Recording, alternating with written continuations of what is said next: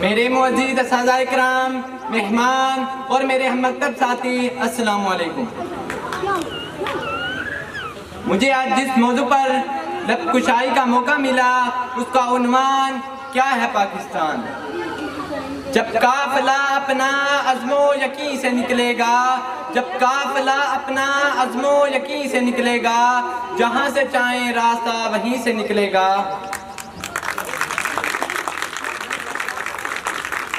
صدر ذی وقار، ایک سوال میرے کانوں کے پردوں سے ٹکرا کر ابھرتا ہے، کیا ہے پاکستان؟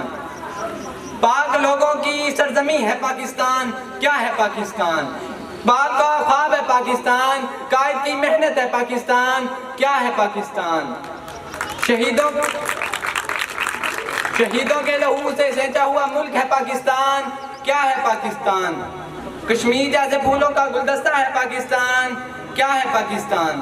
ایک زمین کا ٹکڑا ہے پاکستان؟ نہیں، ایک زمین کا ٹکڑا نہیں، نقشہ نہیں، ایک نظریہ ہے پاکستان۔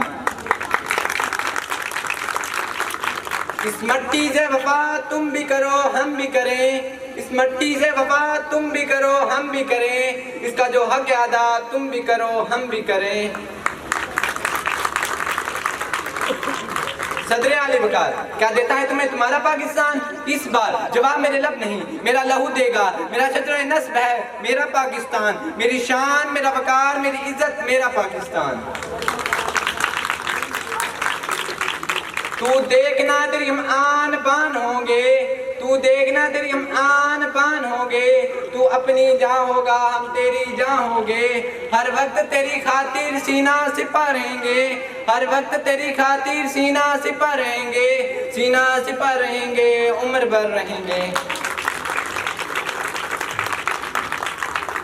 صدر اعلی وقار، پاکستان جب بنا تو ایک نظیم سازش کے تحت ڈھیروں جگیرداروں، ٹیکس چوروں، خودغرض سیاستدانوں نے اس وطن عزیز کی جڑوں کو کھوکھلا کرنا شروع کر دیا، اور جب ہم نے یہ ملک حاصل کیا تو کہا گیا چند ماہ سال سے زیادہ جم نہ پائے گا اور یہ ختم ہو جائے گا، لیکن ہم آج بھی اللہ کے فضل و کرم سے قائم و دائم ہیں۔ دشمنوں تم نے کس قوم کو للکارا ہے، دشمنوں تم نے کس قوم کو للکارا ہے، تم کو معلوم نہیں حق کے پرستار ہیں ہم، تم کو معلوم نہیں حق کے پرستار ہیں ہم۔